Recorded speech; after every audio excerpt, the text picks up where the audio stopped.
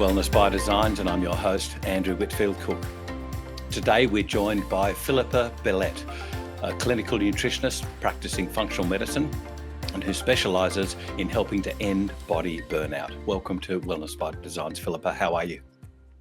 I'm very good. Thank you so much for having me on the show. It is an absolute honour, an absolute pleasure. We're here, though, to talk about a really serious condition, and it's hard to sort of exchange in pleasantries when we're talking about something that affects lots of people in so many different ways, some of them devastating. So, Philippa, just to dive right in, can you take us through the signs of body burnout? What do you see in clinic? Yeah. So sometimes it often starts off subtle. So subtle signs would be energy not as good as what it used to be. Maybe waking up feeling exhausted, crashing in the afternoon, mental clarity not doing so well. But then when the person isn't listening to those subtle signs, often it turns into more bigger symptoms. So chronic fatigue, anxiety, depression. Complex PTSD is really common with burnout as well. And because the body can only stay in a fight-flight response for so long, at some point it will start affecting other body systems as well. So that's where we'll start seeing autoimmune conditions, gut issues, detox issues, skin issues. So it actually impacts the whole body when the body has been in a fight-flight chronic stress situation for a long time. Right. And where along this spectrum, I get this is a piece of string answer sort of question, but where along the spectrum of those symptoms do you tend to see people, towards the beginning or towards the end? Generally more towards the end. I mean, occasionally we'll have a small percentage of people who want to be at a car service. They're like, yeah, I'm not feeling 100%. Can I get on top of this, prevent it from getting worse? Which is great, because that's essentially why functional medicine was created in the first place. But a lot of people reach out when they are in the hole, when they're really not functioning well, both physically, but now it's affecting their life and their relationships and even their work and finances. And do they tend to come to you when other models haven't worked for them, or do they tend to seek you? No, yeah, we're generally later down the list. So most clients will go to the GP first. And sometimes that is really helpful, and it's great to get a workup with the GP because we want to make sure there isn't something sinister like cancer or something going on. But a lot of the times those results on GP blood tests come back as fine, yet they're like, I don't feel fine. That was my story. I remember my GP, lovely lady, but she's like, yeah, I think this is just part of being a mom who's working and building a business. You'll be right. But I'm like, I'm stuck in bed with chronic pain in my body and I can't even lift up my child and I'm exhausted. That's not fine. Like human beings, that is not normal. And so we also get quite a lot of people and clients who have maybe seen a naturopath, nutritionist, kind of just doing sort of standard dietary supplement type stuff.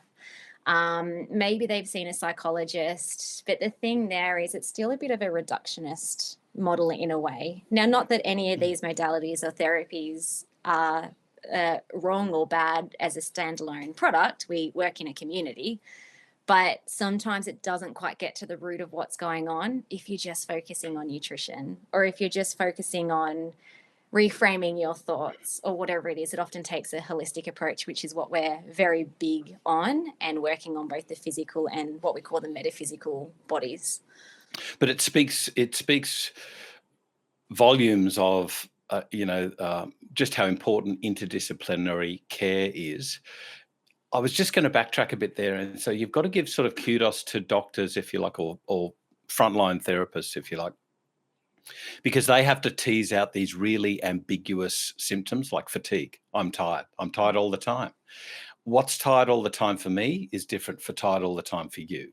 I mean, we all know the male-female joke, but And women are just soldiers. Women care for the family and the husband when they come home and make the home and So you've got to take your hat off to these first line therapists because they start off with ambiguous symptoms. Having said that, when it comes to the situation that you described, what's happening there when there's is it a disconnect? Is it a non-realization of the severity? What is happening there? When your doctor, who was lovely, didn't realize just how severe your plight was. I feel like for me personally, and this is what the narrative from clients as well, is that the space isn't there to have the conversation. So they're quick consults, that's just what the medical system has created.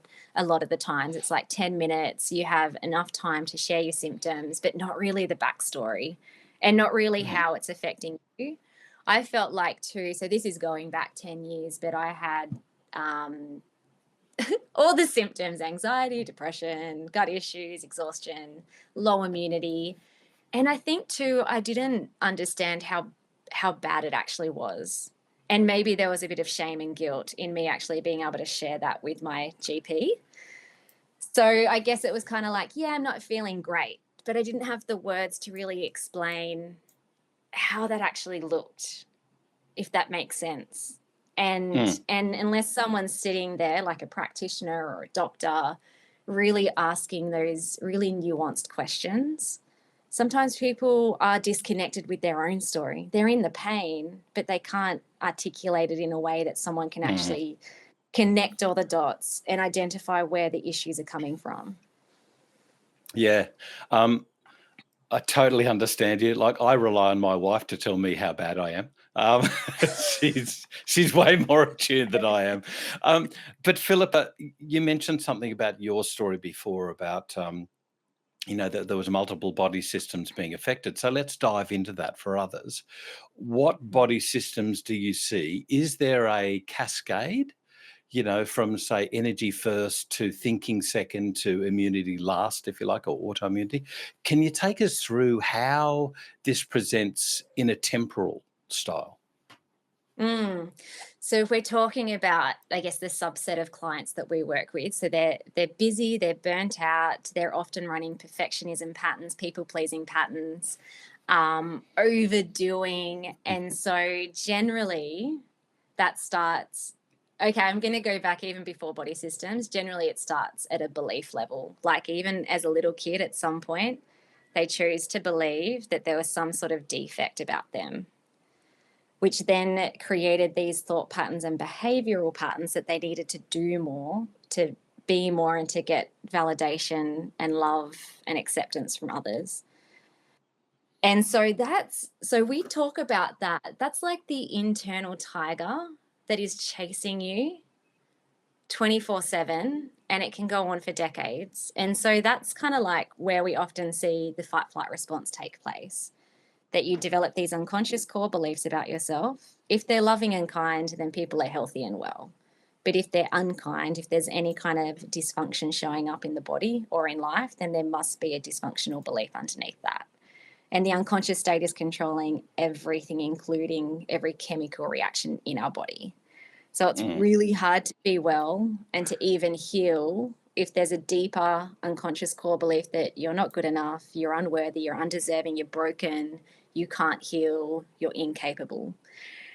And so from there, then that's going to develop these patterns in the lifestyle where it's like I'm burning the candle at both ends because I'm trying to prove my worth to myself and to the world. Yet it's unsafe to stop and relax, because if I do, everyone's is finally going to see how bad I am or how defective I am. And so then that over time is going to affect the adrenal glands. So if we think about the body systems now, massive strain on the adrenals. So your body's producing all this cortisol, the stress hormone, and also the brain. So neurotransmitters like adrenaline are getting fired because that's stressful to live in a body like that, in a system like that. And so it is like a person in this situation, it's not safe to be in the body and it's not safe to be in the world. And then over time, you get stuck in the sympathetic nervous system. You can't rest and digest, so sleep goes out the window. Gut isn't functioning anymore. And then over time, you can't detox properly. And that causes more issues because that's going to break down neurotransmitters, put more stress on the adrenals, gallbladder's not working, more gut issues. Yeah. And so on. And so we go.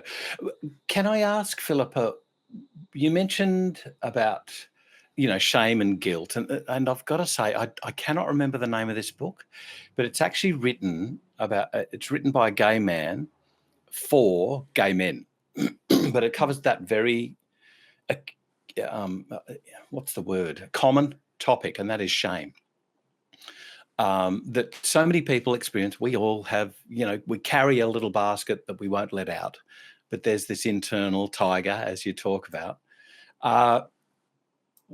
With regards to the creation of what it creates, though, have you seen people who are the go-getters, the dynamics, I'm on top of the world, I'm good within myself, I'm confident, blah, blah, blah, turn into that sort of, and I don't mean to be derogatory, but that victim mentality? Have you seen people slide into that different way of thinking about themselves?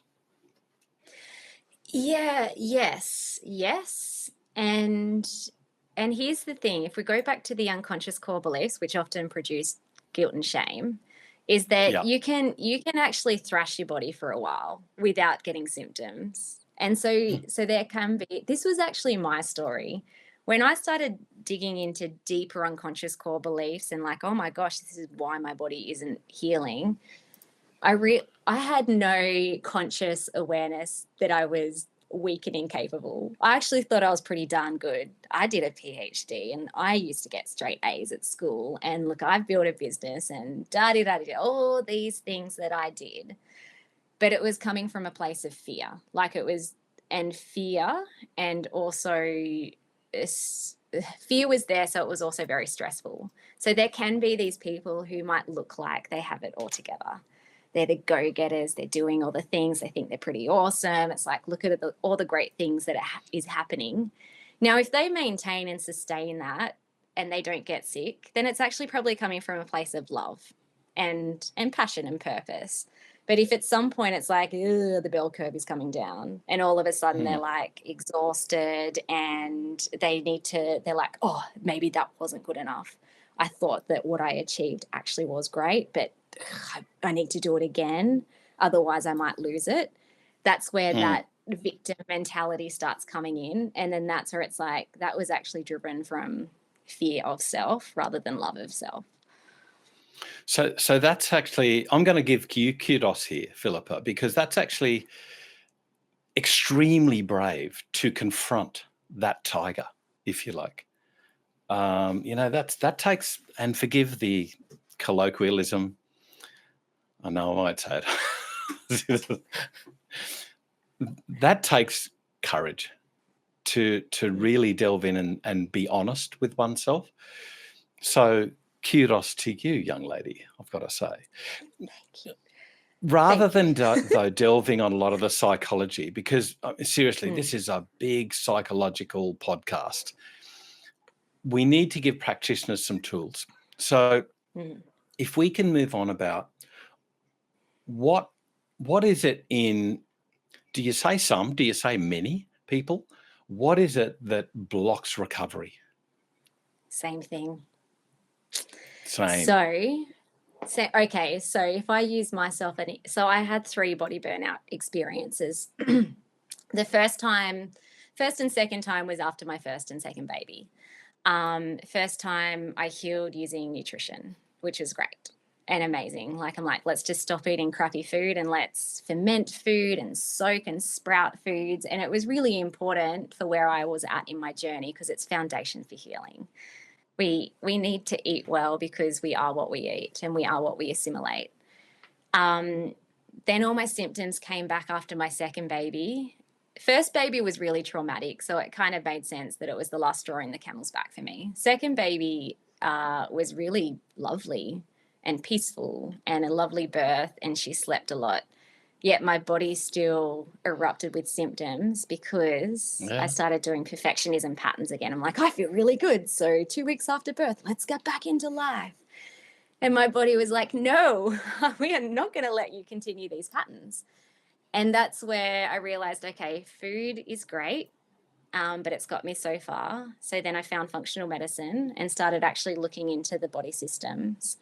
Because sometimes too, and talking to practitioners too, if you're practicing nutrition or using nutraceutical supplements or whatever that is, um, and like the protocols are sound and it works for some people but not others, then Mm. that's where it would be worth looking into body systems. So actually doing some lab testing to see, are we fighting against some pathogens here? Are there parasites, H. pylori, candida? I had all of those, adrenal fatigue, detox issues. And that's where you can actually start getting really like you can create more personalized protocols for your clients or patients, so that if that's part of the block as to why they're not healing, then that's kind of the next level of inquiry. And when I did that for myself, again, great healing, amazing, felt really good for maybe like 3 or 4 years. Then COVID 2020 hit and all my symptoms came back. And this time insomnia and a pretty mad histamine intolerance that I couldn't get to the bottom of, only using physical therapies. And that's where I started the journey into what's happening at an unconscious level and what's Yeah. happening with deeper beliefs and trauma patterns. And so I found for me that that was a bit of a block in terms of me being able to go to the next step of healing. And it's often the block for people. So there's usually two types of clients. There's the type of client that would take a treatment plan and they really struggle to implement it. It's like, you've got the golden egg, just do it. Yet why does someone find it hard to implement like good nutrition and sleep and lifestyle, and even taking supplements some people find really hard? And that's usually because there's some sort of unconscious resistance that, again, they're not deserving of being well. So, sorry for interjecting. So that's what most people would put down to a compliance issue, right? Yes. And then there's those other group of clients who, bless their hearts, they take the treatment plan, they do it perfectly. They're like 100% compliant with their dietary requirements, going to sleep, getting rid of toxins, taking all the supplements, and nothing changes. And that's really frustrating for both the patient and also the practitioner, when you're like, but this works for some people, why not this Yep. person? And that's also why we started digging into what's going on here, like at a deeper unconscious level, because now clients, we get actually a lot of clients who seem to be treatment resistant. And when we actually start clearing trauma from the system, regulating the nervous system and helping them to deeply reprogram identity-based beliefs about themselves so that they can heal, then, oh my gosh, like sometimes it's within weeks, they are better. So that would obviously take a brave patient to go, okay, I need to do a deep dive here. And I mean, that's like diving into mud. That is a lot of thrashing around and uncovering uncomfortable past memories, possibly repressed. So a Yeah. lot of your work is psychology. It is. It really is. And I find too with those clients, they're usually, again, perfectionist people pleasers. So they're like, I do it perfectly, but they're doing it again from a state of fear. So they're trying to heal themselves using fear and force Yeah. rather than courage, love, judgment free, and just trusting the process and learning to trust their body. That's the big thing. When there's lack of trust Mm, for their body and that their body can be well, then it's really hard to heal. right. Okay. So you mentioned those interventions previously. Let's go through them. Can we go through like a stratified introduction, if you like, to therapy? Is there a place that you always start, or do you take each patient as they come and say, "Oh no, you're 2 steps ahead, we'll go there," or "You're way worse, we'll start there"? No, we have a really clear process. So the first process always is, let's connect the dots. Let's look at, and we're not disregarding the physical, because again, if someone has a really bad case of SIBO, small intestinal bacterial overgrowth, it's really hard to heal the gut just using kind of like mindset psychological measures. So I'll meet with all our clients and I'm looking at both everything that they've done from a physical point of view, psychological point of view, when it all started, patterns that they're playing out. And then we'll always start with lab testing. So it just fast paces rather than trying to guess what might be going on from a physical point of view. Let's run some labs. Let's look at the neuroendocrine, gastrointestinal, and detoxification system, because then we can start supporting and nourishing the body. And especially if there's things like adrenal fatigue, dopamine depletion, a lot of inflammation in the body, sometimes it can be really hard for people to do the deeper root cause work when the capacity just isn't there. So we kind of like start sparking the body first. And then, yep. No, you keep going. You keep going, please. Okay. And then, although this is kind of like, it's not this, then that, it's kind of like often doing things at similar times. So while we're waiting for lab tests, then we'll start working on, well, where are you now from a metaphysical point of view? And this is where it's just like with no judgment, because the moment that we start with, the moment that the patient client starts looking at all their dysfunctional things that are happening in their body and their life with shame or guilt or frustration or anger or embarrassment, the little door between the conscious and unconscious mind will close.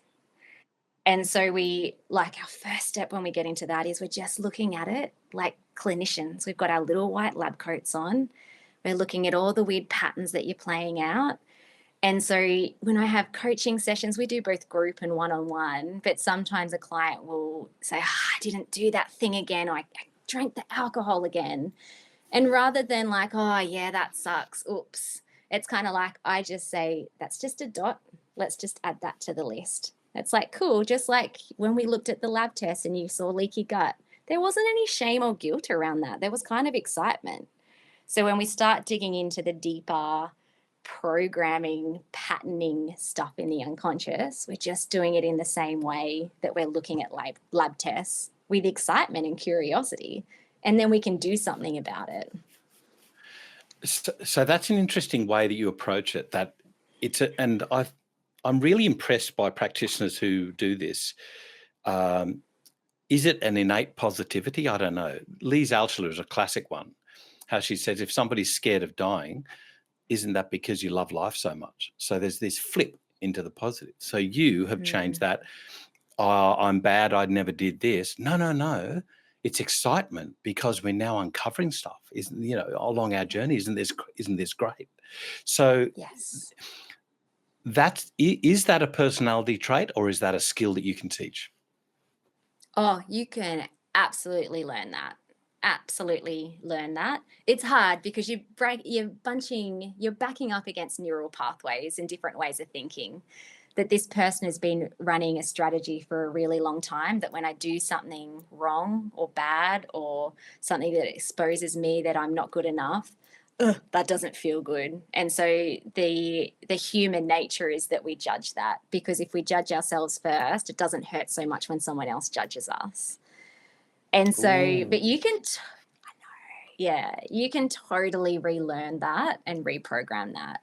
And it's so freeing. So if someone is running this pattern, the moment that little switches over to, this is just a strategy I'm playing, because anything dysfunctional, whether it's a physical symptom in the body or a behavioral pattern that is causing body burnout or preventing you from healing, it comes from the best part of you just showing up unresourcefully at the moment. It's always about love and protection.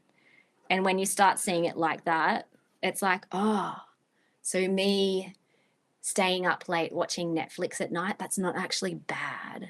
It's actually trying to protect me in some way. It's cool. It's cool. I do love a bit of The Good Doctor. I was just going to say that positivity. I was summarily taught, and it was a really good lesson, one which I will never forget, I will always remember, and that is from Petrea King. I said at this oncology summit that I was doing, and I said the word PTSD, post-traumatic stress disorder, and Petrea went up. Can we just swap that? Post-traumatic stress injury, because you can recover from an injury. Mind blown. Yes. Real interesting Yes. change in just that vernacular takes away the judgment for the patient. Interesting, isn't it? Yeah, I love that. I'm gonna borrow that one. Thanks, Petrea. Philippa, can we move on to interventions, because we have to look at how we can help patients. Like, you've said diet. So when we talk about diet, these people are worn out. Do you tend to sort of go to the more, soups and easily digestible diet to start off with? And then we look at behaviors like chewing and perhaps digestive enzymes. And then do you move through, let's say, adaptogenic formulas which help our energy? Or do you tend to say, okay, we need this for this, that for that for that, and let's go? How do you stratify it? Yeah. Yeah, so dietary is really personalized to the individual. So again, if we get a lot of clients who have done a lot of things. So if they've kind of done GAPS and paleo and keto and vegan and low histamine and all the things, and they're kind of burnt out from dieting, then I kind of, again, just flip the script. It's like, just eat anything. You can go eat Macca's if you want, if that makes you happy, because currently your fear around food is making things worse. Now, this person is very unlikely to go and eat Macca's, but, I throw that, I give permission to eat whatever. If someone's like super keen, they're like, no, I'm happy to modify my diet to help me to feel better, then generally it's just starting off with, let's eat healthy whole foods. We don't have to be overly restrictive around that. Let's just take out some of the main inflammatory foods, so processed foods, additives, preservatives, sugar, gluten for some people. And I do find caffeine and alcohol, when someone's in a state of body burnout, better to reduce or avoid while we're trying to heal the body. And then based on lab testing, so that's where we might use different types of healing diets. So if someone has a really bad candida overgrowth, well, when we get to that point in the treatment protocol to clear the candida or reduce it, then we'll eat a very low carb, higher fat type way of eating to help starve off the candida. If someone's showing histamine symptoms, then we do a low histamine diet, one as a test to see, do you actually have a histamine intolerance? And if you do, then we can shift the way that your body is holding onto histamine, that bucket load of histamine, as we're healing body systems and calming your overall system, so you can then eat the foods. But my big philosophy with food is a healthy body should be able to eat all healthy foods, including tomatoes and legumes and, some healthy foods that a lot of people have issues with. So the goal is to get to the point where we end up just eating lovely whole foods and being really in tune with the body, so that individual person knows what works for them at any given time. Yeah. What about things like collagen? Like, I find that it's just so easy to include in a diet because it's so easy to take. It's virtually tasteless. You can put it in coffee, you can put it in soups, you can put it in a smoothie if that's your thing.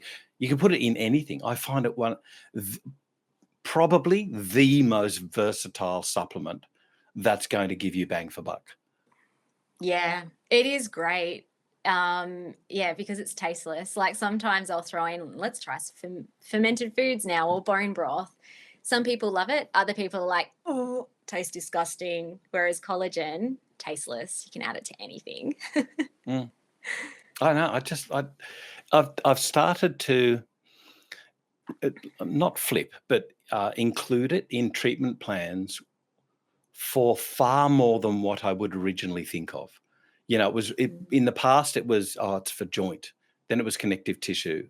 Then it was actually Dr. Frank Golick, who taught me many, many years ago. He was taking glucosamine. This is years before we had collagen. But Frank was taking glucosamine, not because of joint health. he was taking it for cardiovascular prevention. And that's indeed what's been shown by this incredible, I've forgotten the name of the trial now, but a retrospective trial in UK where they looked at people taking glucosamine for joints had less CV events, cardiovascular events. I thought that was just so smart of Frank, many, many years, a decade more before that. His mind is brilliant. But that's what I've started to do, is to use collagen for so many different things, not just what the packet says. Yes. And if you think about burnout, so most clients are in adrenal fatigue, which is really catabolic. It's a state of the body where you're just chewing away at muscle tissue. And that can be from anywhere in the body. And so something like collagen is going to come and help replenish those parts of the body that are just getting burnt up. Yeah. So things like adaptogens, we speak often about these.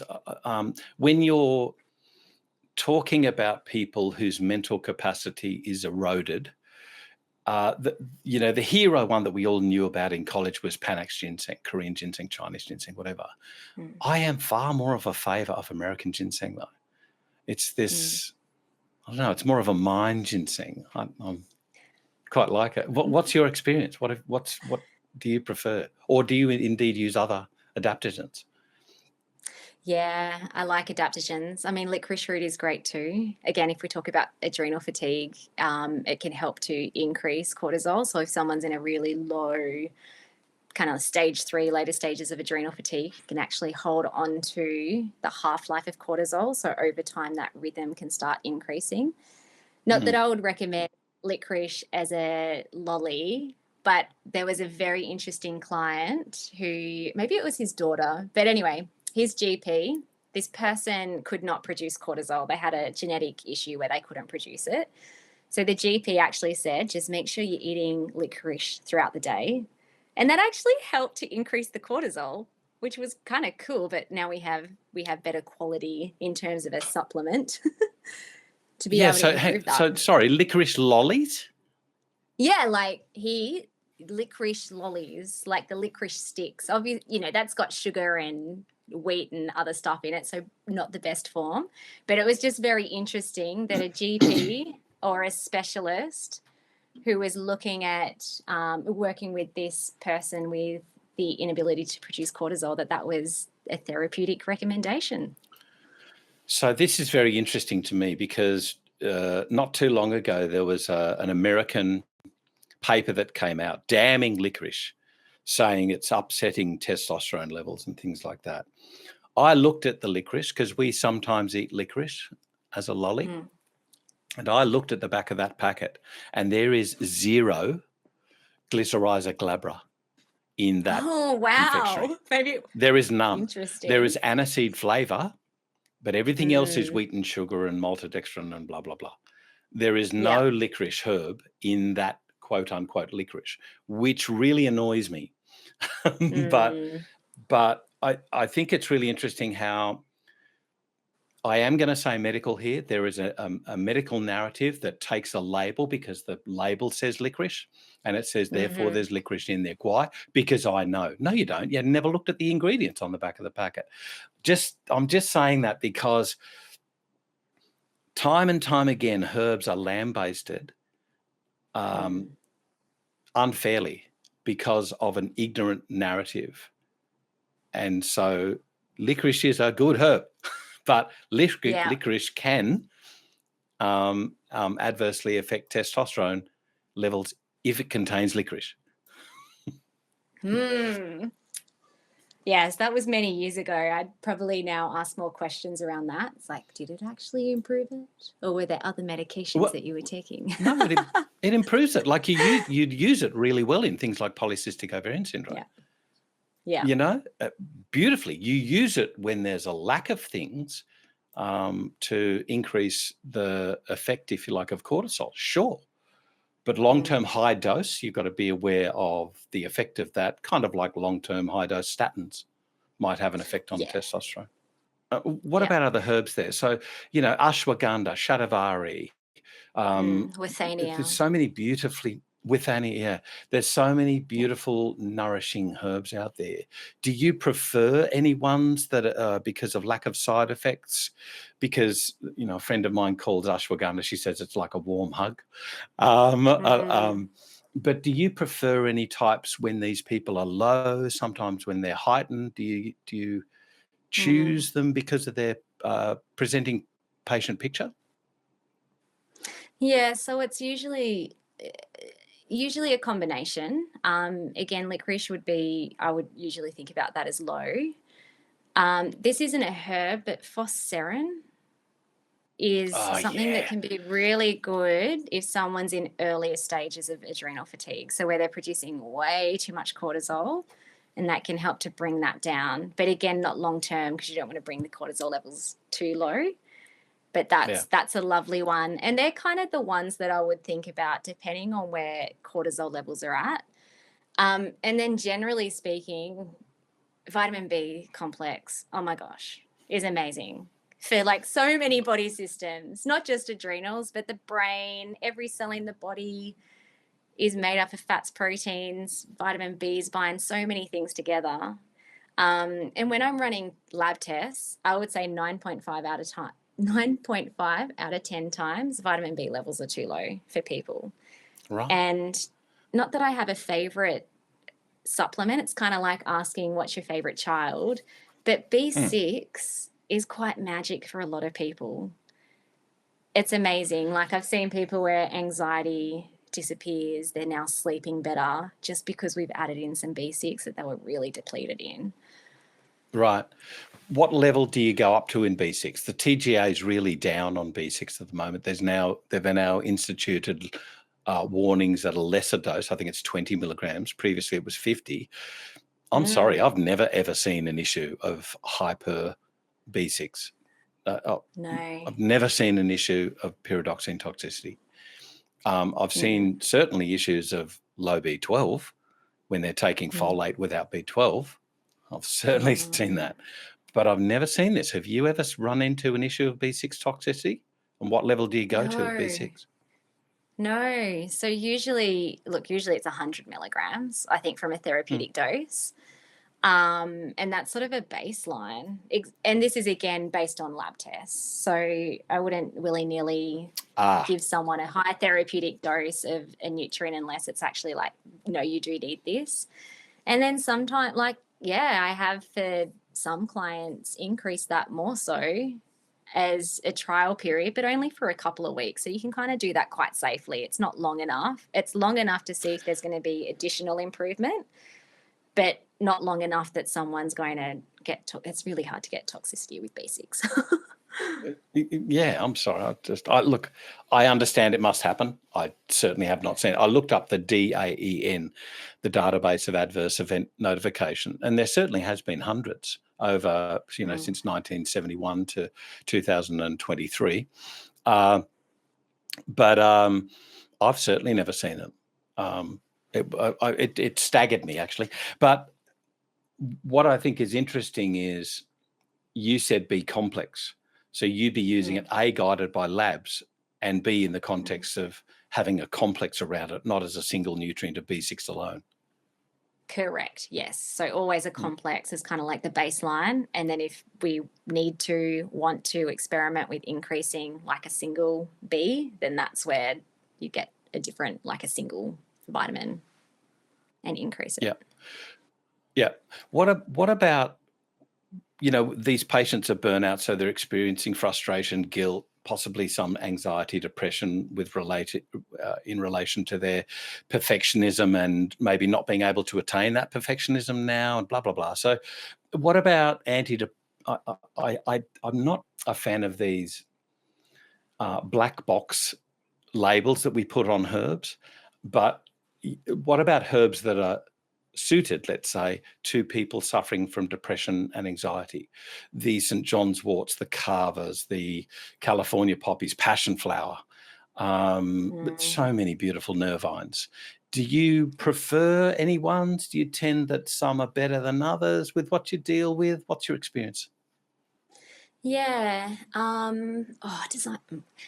There was a beautiful supplement with magnesium, as well as lovely poppy seeds. Usually, like with those calming herbs, I'll use them in products that also have like magnesium, or sometimes the vitamin Bs as well in it. So they're using Yep. it in combination. And I find the calming ones attached to a good amount of magnesium is so lovely. So lovely. And sometimes, if we think about antidepressants as a pharmaceutical, sometimes people don't respond to those, but they do to something natural that like what I love about herbs and also nutrients is that it's more integrative in that it's not just blocking or adding something into your system. It does so many other things in terms of supporting different types of body systems. And so, there can be dramatic changes in so many different types of symptoms from one person to the other person when they're using these herbs and nutrients in combination with each other. Yeah. Last one. I need to mention it because it's ubiquitously deficient in the Australian diet. Zinc. I mean, I was just the other day, I was tracking somebody's fingernails, looking for white spots and tracking them. And it was interesting. They went, "Oh my goodness." And I said, "What happened about 2.5, 3 months ago?" And they looked at me like, "How did you know?" And it was really interesting. So this emotional trauma in somebody. And I went, "What happened?" And they just looked at me. And I went, "So your fingernails grow out. And so any trauma that's in the cuticle will grow out to the end of the tip of your fingernail and eventually drop off. But you can learn to track that by yourself." And they're looking at me like I'm this weird soothsayer sort of. I said, no, it's physics. That's like, it's physiology. But I find that looking at the white spots and, if required, supplementing with zinc and getting people to learn about zinc containing foods, pepitas, and using those when they can and when they need to, maybe adding in a zinc supplement. I find that's just one of these sweet things that people can learn so simply and safely without being dependent on a supplement. Yes. I love that too. Like the body speaks to us, not just in terms of symptoms, but also like physically on our body. And zinc is great. But yeah, when someone's in that chronic burnout state, whether it's trauma, chronic stress, so many minerals just get burnt up, including zinc. And zinc is so important for so many things. And also really easy to replenish, even from a dietary point of view. Like add in some seafood. Not a lot of people are eating seafood. Or if you're plant-based, seaweed is also a great form of that as well. Yeah. And so it doesn't have to be complex. It's more just, like you said, you can learn by looking at your fingernails, understanding when there are periods of stress as well, so that you can actually prevent something from manifesting in a big way symptomatically when you're just aware of where you are in the present and maybe even shortly after. So that's part of teaching patients about self-care, really, isn't it? Like if you can teach people to look at their fingernails and say, okay, look for white spots if you've undergone a period of extensive stress. Maybe the fraying of the cuticles, and you look at maybe B vitamins. People who get, mouth ulcers, and they get the stress-induced mouth ulcers, or the B vitamin-induced mouth ulcers, and getting them to know how to care for their body. I know this is off topic, but one of the simplest ones is people with cold sores, teaching them about lysine and to avoid chocolate and nuts. Stress, good luck. But just those simple self-care things. So is part of your training, if you like, part of your therapy for patients to take them through how they can learn how to manage their symptoms on their own, by themselves, for the future? Yes. That is why, like, our signature program is called the Ending Body Burnout Method, because we want clients to really connect with themselves at the deepest level, that they are wonderful and amazing, but also to read and understand the cues that their body is sending them. And so that is a big part of what we do, so that when they finish our program, because life will still happen, stresses will still happen, there will be deaths, there will be, maybe relationship breakups, whatever it is, but understanding those earlier, more subtle signs, and then how to act upon those to help support the body during those times will prevent them from ending up in body burnout again and doing the same thing over and over. Yeah. And that's really important, because then they're taking back their power and becoming empowered, as opposed to just expecting someone to fix them or to rescue them. Yeah. Now, you've written a book on this topic. Obviously, it'll include your journey, but you're teaching others. Directed to patients or pracies? Yeah, it's primarily directed to patients, but definitely practitioners, I think, could learn a lot from it. So it's broken up into 4 parts. So body systems, what to test for, and I list all the type of lab testing we do as well. Second part is heal thy body. So how can you eat, move, and sleep better? Heal thy mind. So how can we do this deeper root cause work so that the body can heal? And heal thy environment. So cleaning up stressors, inflammatories, toxins in the environment. And also, so the book is specifically for busy women who also have families. So how can we create an environment with our families so we are the leader and create change over time for the people that we love without burning ourselves out? Yeah, which is a big one. Can you hold the book up for us again, please, Philippa? Yeah. So a little bit. So it's called Ending Body Burnout by Filipa Bellette. I urge everybody who is struggling or who has patients who are struggling, there's a great resource for everybody. Thank you, Philippa. Now, where can we learn more? Have you got any seminal papers that you have learnt from, or any authors that you learnt who mentored you? So one of my main mentors for functional medicine was Dr. Daniel Kalish, who is awesome. So he did do a paper on adrenal fatigue and H. pylori, which is kind of around burnout. So I can send you the link for that one. That's a great peer-reviewed research article.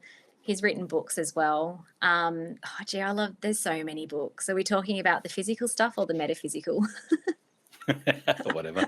I don't mind. I'll just show you my bookshelf over here. Actually, one book that was the thing that led me in this direction of natural therapies, Deep Nutrition. Deep Nutrition. We'll put the link up. Shan Hana is her last name. It was her PhD, but it follows along the Weston A. Price ways of eating.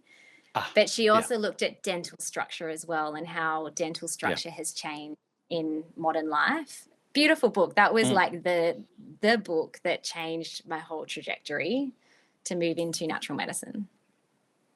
Wow. Okay. So there's 2 great references. We'll definitely put them up in the show notes. And just for everybody who's listening in the podcast, and we were sort of showing the book, so you can see the video version on YouTube if you look up Wellness by Design's practitioner.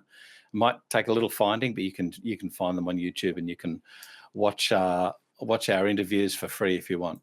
Philippa, thank you so much for taking us through this. It's obviously a personal journey, but you're now helping others from that. I find this is interesting with many practitioners who learnt so much from their journey, and now they want to give back to others. So well done for you for caring for patients. So because you have this knowledge, a real knowledge of, this is what that looks like. This is what burnout looks like. Thank you so much for helping to end body burnout. Thank you so much for having me. And thank you, everyone, for joining us. Remember, you can catch up on all the show notes and the other podcasts on your favourite podcast app, you're listening to it, or the Designs for Health website, and also, as I said, the YouTube videos as well. I'm Andrew Whitfield Cook. This is Wellness by Designs.